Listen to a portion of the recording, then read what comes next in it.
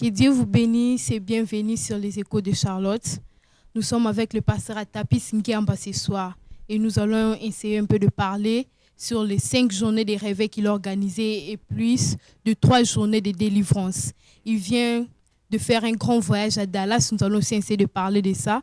Et il va nous donner la raison de son absence parce qu'il a fait un peu beaucoup de jours qu'il ne fait plus des émissions avec nous.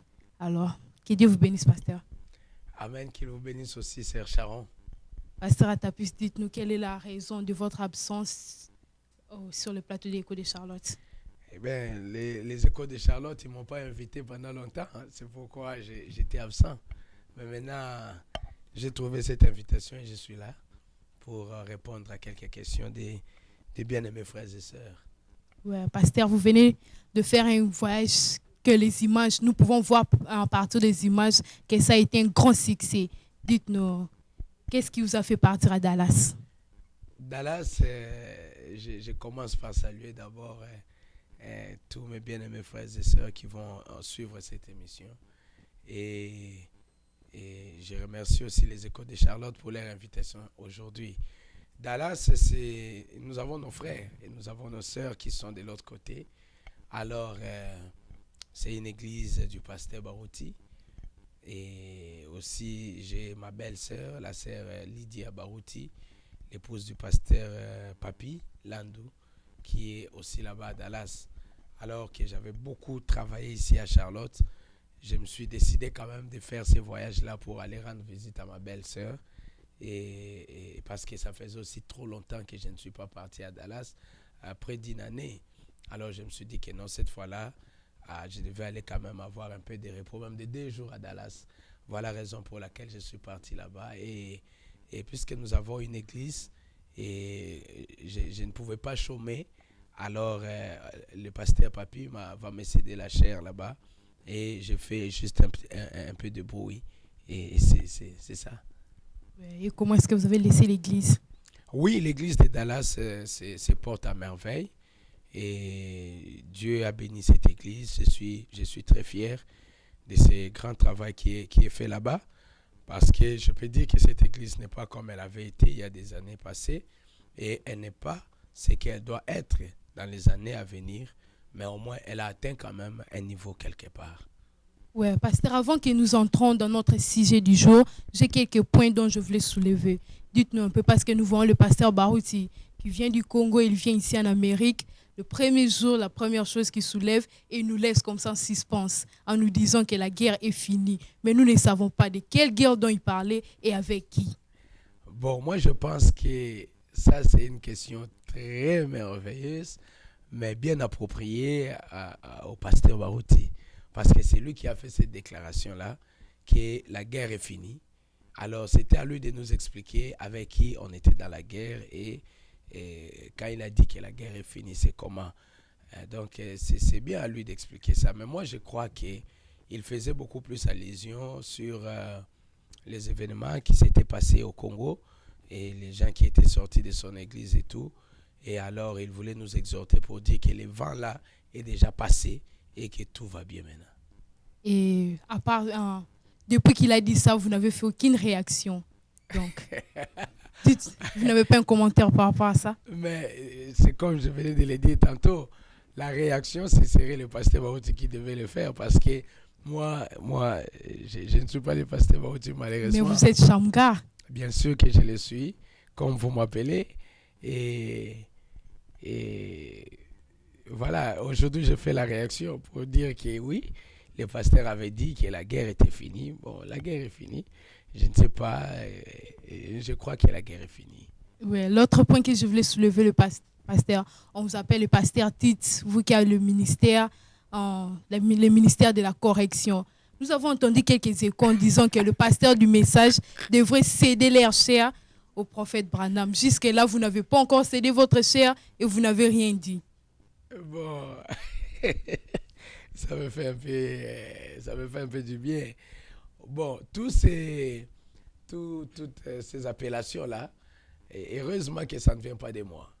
Heureusement que ce n'est pas moi qui ai voulu que les gens m'appellent Shamgar ou que les gens puissent dire que j'ai le ministère des titres. Non, c'est pas moi qui ai demandé ça et c'est pas moi qui ai dit ça.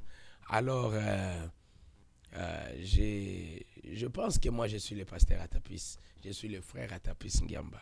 C'est comme ça que j'aime qu'on m'appelle très souvent. Alors, quant à ce qui est décédé la chair au prophète William Branham, bon, notre chair a toujours été cédée au prophète Branham parce que nous ne prêchons pas notre propre prédication, mais nous sommes en train de répéter exactement ce que le prophète Branham a déjà prêché. Et nous disons tous les jours que Branham a dit. C'est déjà suffisant pour moi, je pense. Mais ils disent, il paraît que vos ministères du pasteur de maintenant, c'est comme si vous étouffez le ministère du prophète Branham. Alors, je crois que par la grâce de Dieu, notre ministère essaye d'élever encore le ministère du prophète Branham parce que nous parlons de ce que lui il a prêché. Comment on va l'étouffer? Comment les Éphésiens 4 vont-ils étouffer le ministère du prophète Branham? C'est pratiquement impossible. J'ai entendu parler de ça, dire que nous voulons prêcher les gens par rapport à nos expériences, par rapport à ce que nous connaissons et non ce qui est du prophète. Moi, je dirais que peut-être que c'est les autres. Mais nous, ici, si vous suivez ma prédication, par exemple, ce que j'ai prêché hier, vous allez voir que j'ai prêché ce que Branham a dit. Si vous suivez ma prédication sur le mystère de qui vous êtes, alors ça, vous ne pouvez jamais dire que c'est Atapis qui peut dire ça parce que j'étais en train de puiser dans cette source-là. Donc nous sommes en train de répéter exactement ce que le prophète Branham a prêché. Oui, c'était juste un avant-goût pour l'émission prochaine parce que sûrement nous allons en parler aux prochaines émissions. Peuple de Dieu, restez connectés. Oui, nous allons entrer dans notre sujet du jour. Pasteur, vous avez organisé 5 journées de réveil. En plus, vous avez encore organisé 3 journées de délivrance. Mais il paraît que pour moi, il n'y a pas de différence entre un réunion de délivrance et des réveils. Dites-nous, quelle est la différence entre les deux? Non, il y a une très grande différence. Il y a une très très grande différence. On ne peut pas faire la confusion entre une réunion du réveil et une réunion de délivrance. C'est deux choses complètement différentes. Donc c'est exactement comme les jours et la nuit. Donc quand nous parlons des réunions de réveil, c'était justement une réunion dont Dieu m'avait inspiré de faire dans l'Assemblée chrétienne de Charlotte. C'était pour rallumer encore le feu. Parce que vous voyez, quand le feu commence à descendre, le prophète nous a donné beaucoup de conseils pour nous dire que quand vous voyez le feu commencer à descendre, il faut pousser encore, il faut encore mettre les bois pour que le feu puisse encore s'allumer très fort. Et quand j'ai remarqué qu'après beaucoup de mois, depuis qu'on a fait les réunions de réveil, depuis le mois de février de l'année 2015, et j'ai vu que nous étions en train de tendre vers la fin de l'année, alors il fallait encore mettre la manivelle, il fallait encore réchauffer les enfants de Dieu. Et puisque c'est Dieu qui m'avait poussé de les faire, c'est alors que j'avais tenu ces réunions de réveil. Et c'était vraiment un succès total, c'était un succès total. Et alors, je suis parti en Australie. Et dès là, j'étais dans la prière. Et c'est alors que le Seigneur va me révéler de faire ces 3 jours, d'avoir ces 3 jours de délivrance. Et je crois que ça a été vraiment bénéfique pour les enfants de Dieu. Parce que c'est comme je viens de le dire tantôt. Il y a une différence entre les réveils et la délivrance. Voyez, le réveil, c'est réveiller quelque chose qui était en train de dormir. Quelque chose qui était là. Mais vous devez maintenant les réveiller parce que ça commençait à somnoler un peu ou à dormir un peu. Vous voyez, ça on appelle ça le réveil. Ça n'ajoute pas le nombre de gens dans l'église, ça n'ajoute pas quelque chose de spécial. Mais c'est simplement réveiller quelque chose qui avait été déjà là, mais qui a essayé de dormir un peu. Le prophète en parle dans beaucoup de prédications et il dit que le réveil, c'est ça. C'est quand il voit, par exemple, vous partez dans l'océan, vous voyez l'océan qui est en train d'être agité par un grand réveil, la tempête qui engendre les vagues et tout. Ça n'ajoute pas une autre goutte d'eau sur l'océan, mais ça réveille, ça enlève les saletés, ça fait sortir les choses de l'église. Amen, je parle des saletés. Alors, quand on a remarqué qu'on a pris quand même beaucoup de temps, on devait venir encore pour secouer de l'eau, pour faire sortir les choses qui n'étaient pas propres et aussi pour réveiller les choses qui dormaient. Mais quand nous parlons de délivrance, ici nous voyons retourner les gens à la position originale. retourner les gens dans leur position où ils peuvent très bien vivre leur vie dans les spirituels et aussi dans les physiques. Quand vous voyez les gens être liés par des choses, vous voyez les gens qui ne progressent pas, vous voyez les gens qui ont des choses qui embêtent les progrès de leur vie, alors là, Dieu nous a inspirés pour que nous puissions avoir des réunions de délivrance. Et c'était vraiment 3 jours de délivrance. 3 journées de feu, 3 journées où Dieu a opéré de très grandes choses. Et ce n'était pas seulement dans l'Assemblée chrétienne de Charlotte, mais aussi parce que nous étions suivis en live partout dans le monde. Et j'ai reçu plusieurs témoignages, beaucoup de grandes choses, beaucoup de ces choses que notre Dieu a fait dans la vie des enfants de Dieu. Oui, pasteur, en voyant dans le message, plusieurs pasteurs se focalisent dans les réveils et dans les réunions de délivrance. Pourquoi? Bon, oui, ça dépend d'une personne à une autre. Mais moi, je crois que la réunion de délivrance, c'est une réunion qui est très importante. Parce que quand nous remarquons dans la vie du prophète Branham, pas seulement la vie du prophète Branham, commençons d'abord dans la Bible. Vous allez voir que dans la Bible, 86% du ministère de Jésus-Christ était focalisé dans la délivrance. Jésus, il partait dans les synagogues et il délivrait les gens qui étaient possédés par les mauvais esprits. Et nous pouvons voir, en un seul jour, il a délivré les gens. En un seul jour, on lui apporte les malades. Il guérit les malades. En un seul jour, il traverse l'autre côté de la rivière. Il rencontre le fou de Gadara et il délivre cet homme-là de plusieurs démons. Donc, vous voyez que c'était ça la vie de Jésus. Il a délivré les uns de l'esprit de la mort, il a délivré les autres des possessions de l'ennemi, l'esprit de l'impudicité et tout. Donc la vie de Jésus était basée sur la délivrance. Et quand nous voyons aussi le prophète Branham, sa vie tout entière, elle avait été basée sur la guérison divine, sur la délivrance. Parce que la guérison divine, c'est délivrer quelqu'un qui était lié, possédé par les esprits mauvais et les retourner dans son état original. Alors moi, je crois que c'est ça la commission que Dieu a laissée pour que nous puissions continuer. Il a dit que les œuvres que moi j'ai faites, vous aussi, vous les ferez. En plus grand nombre même, parce que moi je pars, je retourne chez le Père. Alors, c'est ça normalement qui devait constituer la commission ou le but du ministère de tout le monde qui a un ministère. C'était de délivrer les gens. Même quand nous prêchons, c'est pour délivrer les gens. Quand nous prions, c'est pour délivrer les gens contre les démons, les esprits mauvais, les esprits méchants, des mondes des ténèbres et tout ça. Donc, c'était très important que nous puissions avoir les réunions de délivrance et ça a délivré les gens de leur maladie, ça a délivré les gens des esprits démoniaques qui les liaient. Et aujourd'hui, j'ai vu plusieurs personnes qui ont donné leur témoignage de ce que Dieu a fait dans leur vie. Oui, pasteur, commençons d'abord à parler du réunion des 5 jours de réveil. Oui, pasteur, comme vous avez dit, vous avez organisé ça pour réveiller le peuple de Dieu. Mais y avait-il un message spécial dont le peuple de Dieu était censé capter? Oui, le message spécial que le peuple de Dieu était censé capter, c'était de savoir que leur Dieu, il est vivant. Que Dieu n'est pas un Dieu historique. Il n'est pas seulement un Dieu qu'on peut lire dans la Bible. Il a marché avec Abraham, avec Noé. Il a marché avec Moïse. Et il a marché avec Élie et les autres.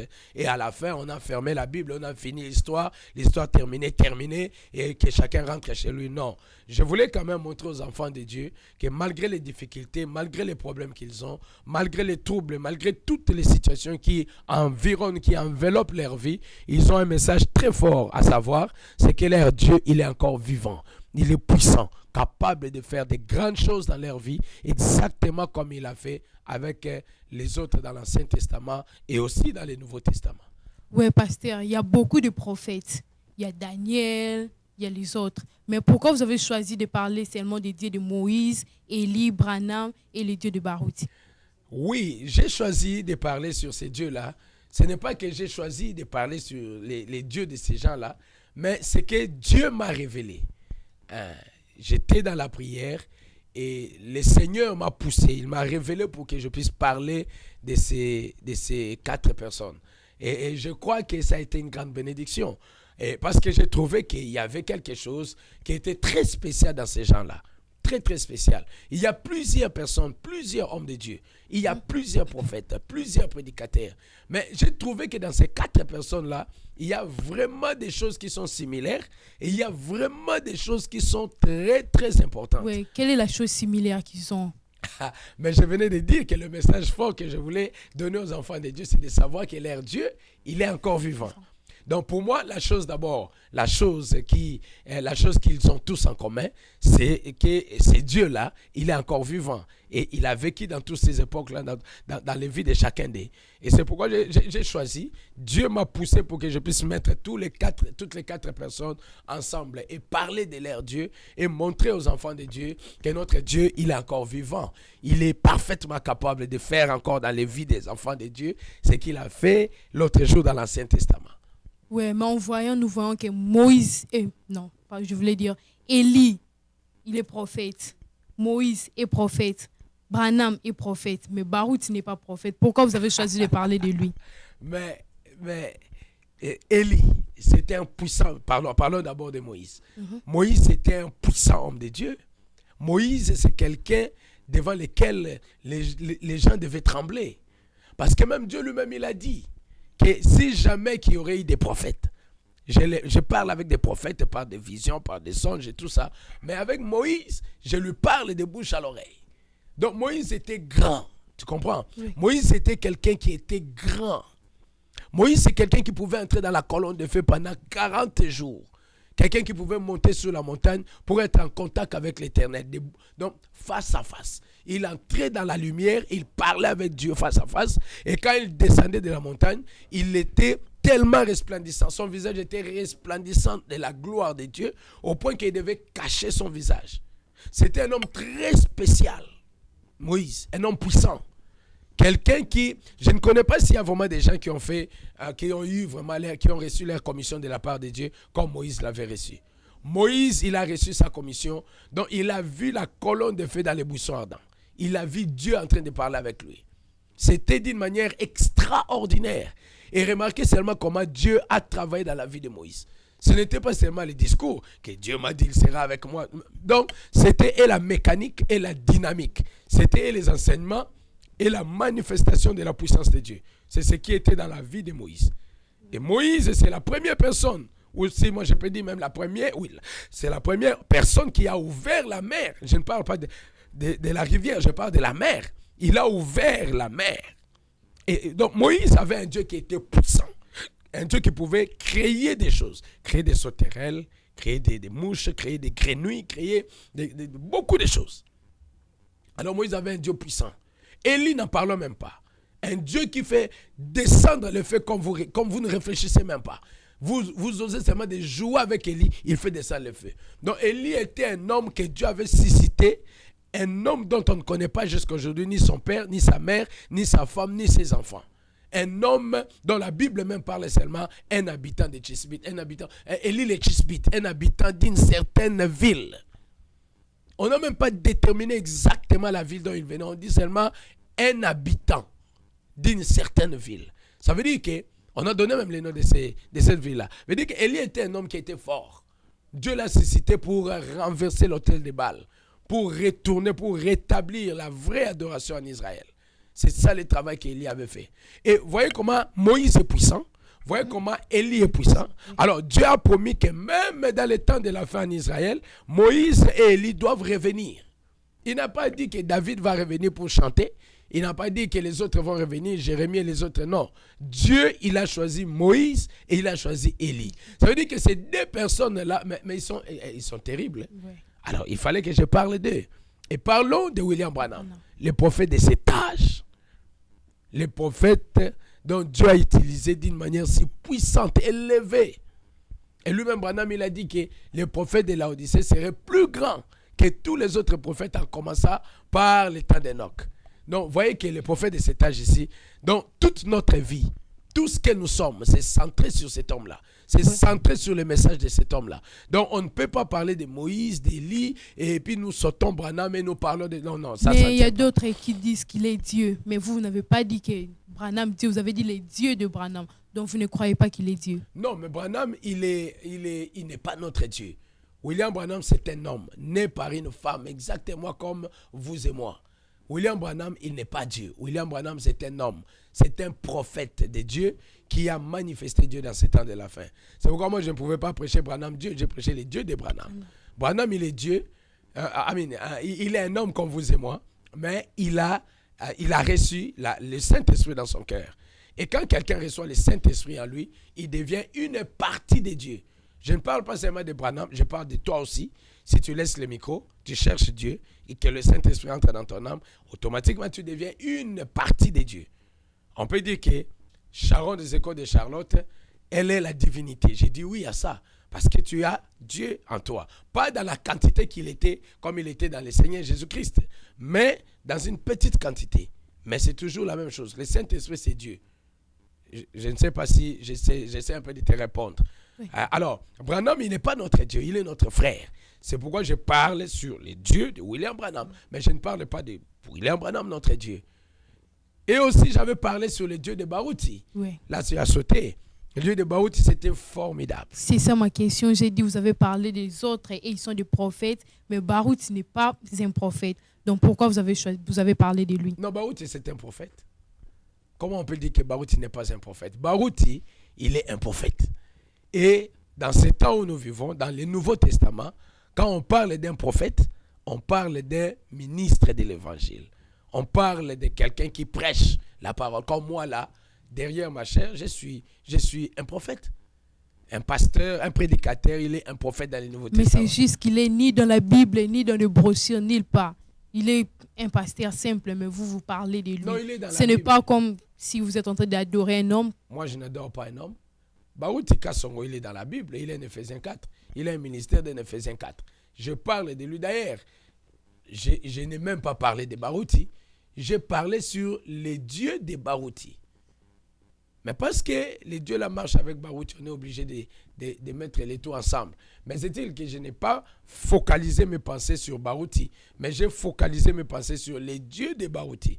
Parce que Baruti a un dieu. Mais le titre, c'était l'Évangile selon Saint Léonard. Oui. C'est un homme. Oui, l'Évangile selon Saint Léonard, c'est comme moi-même je voulais titrer cela.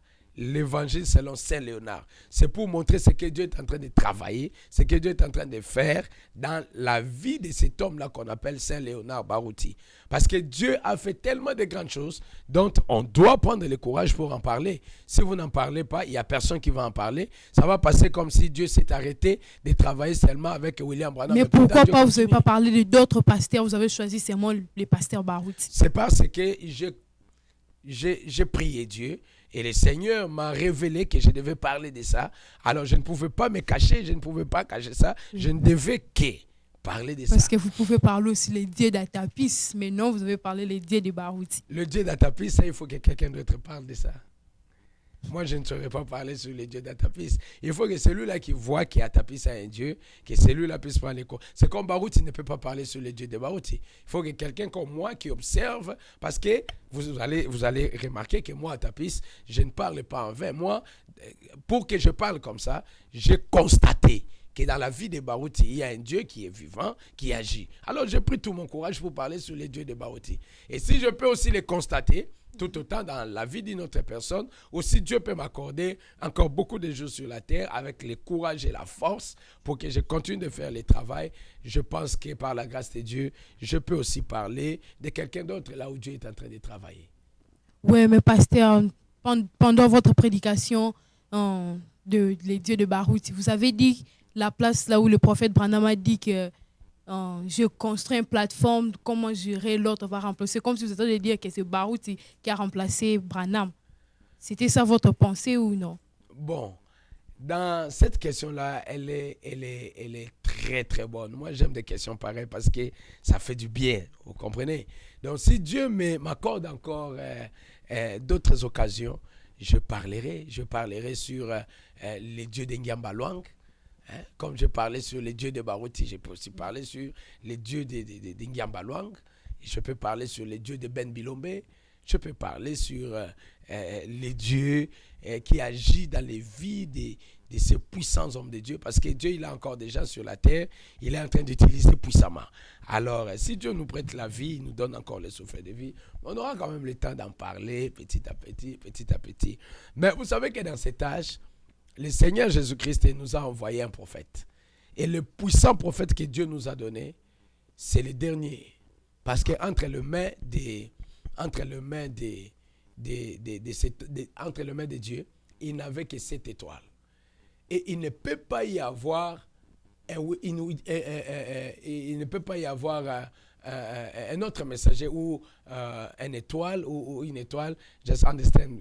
Comprenez-moi parce que moi, c'est plus l'anglais. Donc, on ne peut pas avoir une 8e étoile entre les mains de Dieu. On doit s'arrêter seulement avec les 7 étoiles. Et le 7e étoile, c'était le prophète William Marion Branham. Et lui, il est le dernier messager de cet âge. Et après lui, c'est l'enlèvement. Après lui, il n'y a pas un autre messager qui arrive. Donc, William Branham, c'est le messager que Dieu nous a envoyé pour nous ouvrir la parole dans ces temps de la fin. La parole, elle est déjà ouverte. On n'a pas besoin d'avoir un autre prophète parce qu'il sera chômeur. Il n'aura pas quelque chose à faire. Il n'aura plus un travail à faire. Parce que le travail qui devait être fait dans cet âge a été déjà fait, accompli, finish, terminé, quoi, qui mène. Donc tout est déjà fini. Tout ce que nous attendons maintenant, nous sommes en train d'attendre le Seigneur Jésus-Christ, lui qui est le maître de la moisson, qu'il revienne pour prendre son épouse pour l'amener à l'enlèvement. Et dire que le pasteur Baruti, c'est celui-là qui a remplacé le prophète William Branham, moi je dis non. Je ne dis pas que le pasteur Baruti, c'est celui-là qui est devenu le remplaçant du prophète Branham. En d'autres termes, il serait le 8e messager. Je ne dis pas ça. Mais je dis que dans chaque âge, quand Dieu envoie un prophète, quand Dieu reprend son prophète, il a quand même d'autres personnes qui restent. On les appelle les auxiliaires, qui ont été bien entraînés pour répéter ce que William Branham a prêché, pour répéter ce que le prophète de cet âge-là a prêché. Comme maintenant, là, Dieu a récupéré son homme, le prophète Branham est parti, mais il y a aussi des auxiliaires. Il y a d'autres personnes qui sont restées après pour répéter ce que William Branham a prêché. Les gens comme les Atapis, ils sont restés pour prêcher ça, ce que Branham a prêché. Les gens comme les honorables Kalonji, les gens comme d'autres puissants prédicateurs, et les Ben Bilombe et les autres, et les Willy Kitenge, les autres là, ils sont restés pour prêcher, pour répéter ce que Branham a déjà dit. Ils n'ont pas un autre message qu'ils peuvent apporter. Les pasteurs comme le pasteur Baruti Kasongo, il ne va même pas écrire une brochure et la parole parlée par Baruti Kasongo. Ça n'existera jamais. Il est simplement un auxiliaire. Un auxiliaire, ça veut dire quelqu'un qui vient juste pour répéter comme un perroquet ce que quelqu'un a déjà dit. C'est exactement ce que nous sommes en train de faire. Nous montons derrière la chair et nous répétons ce que quelqu'un a dit. C'est pourquoi nous disons que nous ne sommes pas responsables de ce que nous disons, mais nous sommes responsables de la lecture. Mais pasteur, en suivant votre prédication, si nous les suivons vraiment attentivement, vous êtes allé plus loin en disant que Baruti est Dieu, Dieu dans la chair humaine. Qu'est-ce que vous voulez vraiment dire à partir de là? Je voulais dire que nous sommes en train de vivre dans un temps où Dieu doit être dans la chair humaine, dans la chair de son Église, pas dans une seule personne, comme plusieurs personnes. Il tire des conclusions pour dire que Branham est Dieu. C'est comme j'avais dit. Vous voyez, c'est comme un sculpteur qui a fait son art, il a fait son œuvre, et après il prend un rideau, il prend un masque et il couvre son œuvre. Et jusqu'à un moment donné, il va enlever les rideaux pour que les gens puissent voir ce qu'il a fait. C'est exactement comme ce que Dieu a fait pour nous. Il a déjà fait un plan, un projet, un programme, il a déjà tout arrangé. Il avait pris les masques et il a masqué ça dans la Bible. Mais il fallait que ce temps puisse arriver. Et il fallait que Dieu puisse envoyer le prophète William Marion Branham pour qu'il puisse dévoiler ces plans-là. Parce qu'il est dit qu'au jour de la voix du 7e ange, quand il commencera à sonner la trompette, le mystère de Dieu sera révélé. Tout ce qui est écrit dans la Bible, tout ce qui était resté comme mystère, tout ce qui était caché doit être révélé dans cet âge où nous vivons. Et quand William Branham est venu, il a prêché. Il a révélé tout ce qui a été dévoilé, tout ce qui a été caché dans cet âge. Il a récupéré tous les mystères qui étaient restés dans chaque âge des réformateurs. Et il est venu, il a amené ça au clair. Maintenant, la faute, ce n'est pas William Branham. La faute, c'est le prédicateur. Ils sont partis puiser là où Branham a prêché. Au lieu d'enlever tous les masques pour toutes les personnes, ils ont enlevé les masques seulement d'un côté. Pour dire que Branham est Dieu. Et pourtant, on devait enlever les masques partout. Pour dire que même Sharon, elle est aussi Dieu. Pourquoi? Parce qu'on appelle Dieu celui à qui la parole est venue. Ça, c'est un. Des deux. Nous devenons une partie de Dieu quand nous naissons de nouveau, quand nous recevons le Saint-Esprit. Le Saint-Esprit, pas dans la chair, pas dans l'esprit, mais quand le Saint-Esprit entre dans l'âme, au point que tu peux faire les œuvres que Christ a fait, au point que tu peux mener la vie comme Christ a mené. Tu deviens l'épouse de Dieu. Tu deviens un avec lui. Tu deviens lui. Comme lui, il est la parole, toi aussi tu deviens une partie de la parole. Alors, une partie de la parole, c'est la parole. Nous ne sommes pas la parole dans sa plénitude parce que nous sommes juste une portion et nous allons recevoir juste une portion de la parole. Mais Dieu lui-même, il est la plénitude de la parole. Il est la plénitude de la divinité. Le Seigneur Jésus, c'est la seule personne en qui la plénitude de la divinité a habité corporellement. Mais William Branham, il a reçu l'Esprit avec mesure. Il n'a jamais reçu l'Esprit dans sa plénitude. Il a reçu l'Esprit avec mesure. Mais cet Esprit-là, même la petite quantité qu'il a reçue, on appelle ça Dieu. Et cette petite quantité-là que nous aussi nous recevons, on appelle ça toujours Dieu. Alors, faire de ça que Branham soit Dieu au pluriel ou Dieu en majuscule, j'ai dit non. Il est Dieu en minuscule parce qu'il est le Dieu le Dieu amateur, oui, le Dieu en miniature. Un Dieu qui n'est pas un Dieu comme le Seigneur Jésus-Christ. Je pense que tu me comprends. Et donc, c'est parce qu'il a reçu une portion de Dieu en lui, alors ça fait de lui une partie de Dieu. Donc, dire que William Branham est Dieu, d'un sens, c'est faux, parce que les gens disent qu'il est Dieu comme le Dieu créateur, mais de l'autre côté, c'est vrai, parce qu'il est une partie de Dieu, exactement comme vous et moi. Ouais, malgré tout ça, mais les gens continuent à vous accuser d'être... donc, vous adorez le pasteur Baruti. Moi, je n'adore pas le pasteur Baruti. Je ne l'ai jamais adoré et je ne l'adorerai jamais, malheureusement. Ok. Vous avez bien entendu, il a dit qu'il n'adore pas le pasteur Baruti. Alors, pasteur Baruti et pasteur Atapis, dites-nous, quels ont été les résultats du réunion des réveils? Le réunion des réveils, oh, ça, il faut passer les micros, il faut envoyer les enfants de Dieu pour aller sur le site www.atapisngiambaministries.org et ils verront les résultats de ces 5 journées de réveil. C'était feu sur feu sur feu sur feu, c'était flamme sur flamme sur flamme sur flamme. Y a-t-il eu des témoignages? Des puissants témoignages. Oui, vous pouvez nous donner quelques. Malheureusement que je passe ça justement là directement de ma tête. Mais il y a eu des grandes choses qui se sont opérées. Des grandes choses. Okay. Il y a eu les enfants de Dieu qui ont été restaurés. Il y a d'autres qui avaient complètement perdu la présence de Dieu dans leur vie. Mais Dieu est rentré dans leur vie d'une manière où tu ne peux même pas t'imaginer. Pendant les 5 journées de réveil, c'était vraiment terrible.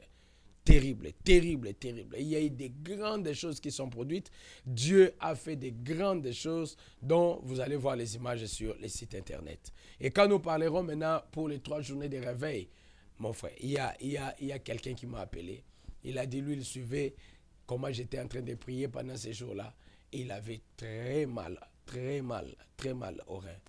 Et quand nous prions, il a senti comme une tonnerre qui avait déclenché dans ses oreilles. Et après cela, Dieu l'a guéri. Les douleurs sont parties. Et il y a plusieurs maladies qui ont été guéries. Il y a beaucoup de choses, des esprits mauvais qui ont quitté les enfants de Dieu. Et les enfants de Dieu sont délivrés. J'ai reçu beaucoup de témoignages. J'ai reçu beaucoup de coups de fil. Les enfants de Dieu qui sont en train de parler de comment Dieu les a restaurés, comment il les a bénis, comment il les a guéris. C'est formidable. Oui, pasteur, en parlant des réunions de délivrance, moi, je pense que pourquoi vous n'avez pas placé plutôt des délivrances avant les réveils? Parce que vous avez préféré les réveiller et puis les délivrer à la place de délivrer d'abord et réveiller. Bon, il fallait d'abord réveiller. Pour moi, il fallait d'abord réveiller les choses qui dormaient pour leur donner la foi pour être délivrés. Parce que qu'est-ce que cette erreur que beaucoup de personnes sont en train de faire? Quelqu'un qui vient de croire le message, au lieu de lui prêcher des choses sur la foi, pour qu'il puisse d'abord avoir la foi, pour croire que Dieu est capable de faire de grandes choses dans sa vie. Mais non, nous commençons à leur prêcher sur d'autres choses. La connaissance, la vertu. Mais il y a d'abord la foi qui vient avant. Quand quelqu'un a la foi dans son cœur, c'est alors qu'il saura croire à tout ce que vous voulez dire. Mais s'il n'a rien, comment voulez-vous que cette personne-là puisse monter les escaliers jusqu'à atteindre les sommets? C'est impossible. Comment est-ce qu'on peut amener les gens à la délivrance s'ils n'ont pas la foi pour être délivrés? il fallait d'abord commencer par les amener à se réveiller, à reconnaître qui ils sont, à reconnaître la puissance de Dieu agissante dans leur vie. Et après, vous allez leur dire que maintenant, nous allons couper les liens des familles. Maintenant, nous allons détruire les liens des générations. Maintenant, nous allons détruire les maris de nuit. Maintenant, nous allons détruire les femmes de nuit. Et parce qu'ils étaient déjà réveillés, ils étaient déjà préparés, alors les résultats ne devaient être que positifs. Donc, pendant les réunions de délivrance, vous pensez que votre but a été atteint? Bien sûr, bien sûr. Les buts pour lesquels j'ai organisé et les réunions des réveils et les réunions des délivrances a été atteint. Je suis satisfait. Y a-t-il eu quelques cas un peu durs? Non, chez Dieu, chez notre Dieu, il n'y a pas de cas durs. Peu importe la dureté de ses problèmes, mais devant Dieu, c'est facile. Et Dieu a guéri instantanément plusieurs cas de maladies. Je pense que vous allez voir ça sur le net. Vous allez voir tous les témoignages, comment les enfants de Dieu, ils ont parlé, comment Dieu les a visités pendant tous ces temps de réveil. Oui, pendant les temps de délivrance. Après ça, nous avons vu plusieurs personnes venir témoigner.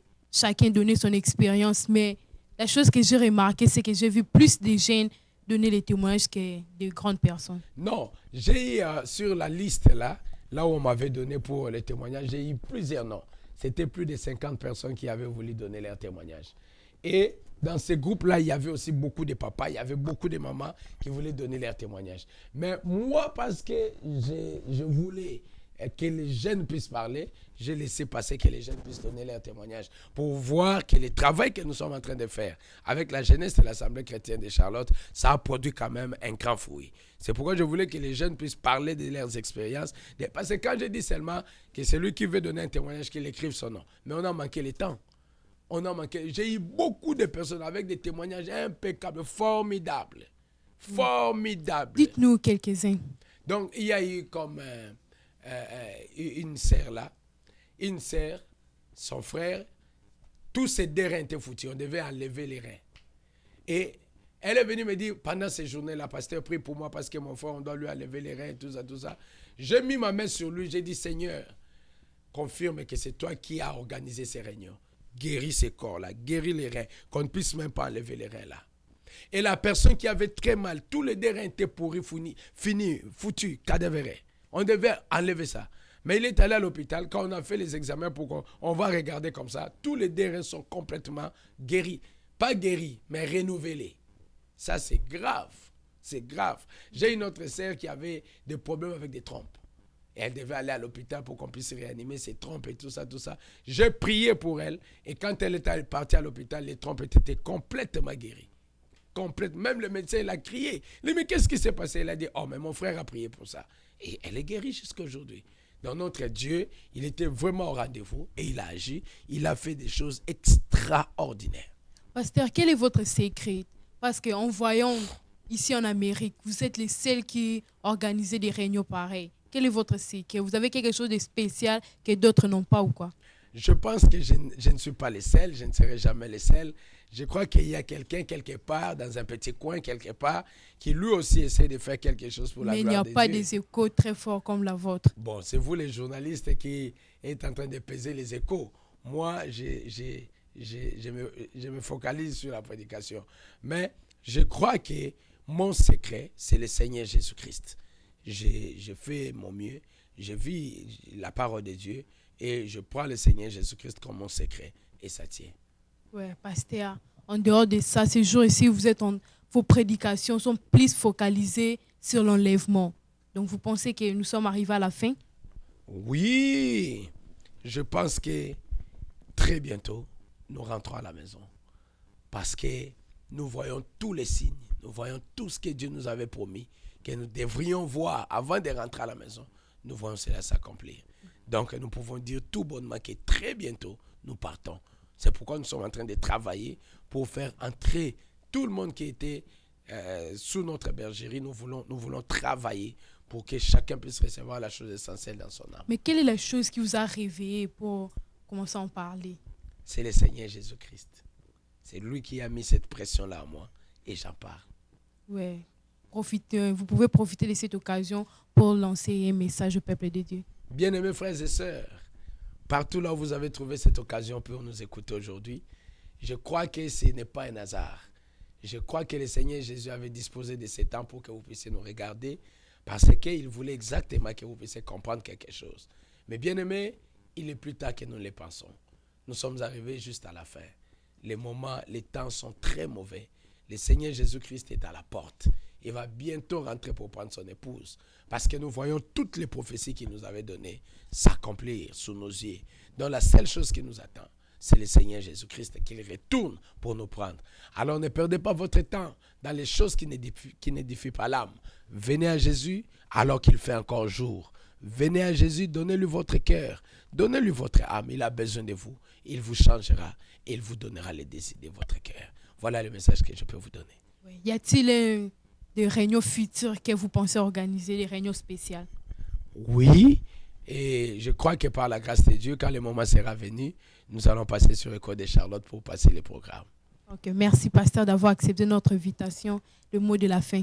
Le mot de la fin, je voulais dire que le Seigneur bénisse l'Assemblée chrétienne de Charlotte, qu'il bénisse cette église qui nous soutient, qui prie pour nous, qu'il bénisse le pasteur Barouti, n'importe où il peut être, cet homme de Dieu, ce puissant homme de Dieu qui soit béni, qu'il bénisse mon épouse, ma chérie, Ruth Bazengangiamba, et que Dieu la bénisse richement, tous mes enfants, et qu'il bénisse David, Janice, Rebecca, Shamgar, Joseph et tout le monde. Qu'il les bénisse, qu'il bénisse la sœur Becky, Rebecca Barouti, qu'il bénisse toute la famille, les bien-aimés et tout le monde qui me soutient, qu'il bénisse l'Assemblée chrétienne de Montréal et tous les bien-aimés frères et sœurs qui sont là-bas, plein feu pour la gloire de Dieu, sans oublier la sœur Sharon, de l'école de Charlotte. Merci. Et le frère Samuel, malgré qu'aujourd'hui tu es seul, tu n'es pas accompagné, mais que Dieu le bénisse là où il est, qu'il bénisse toute l'équipe technique des écoles de Charlotte qui nous soutient et qu'il bénisse tous les bien-aimés frères partout où ils sont en train de nous suivre,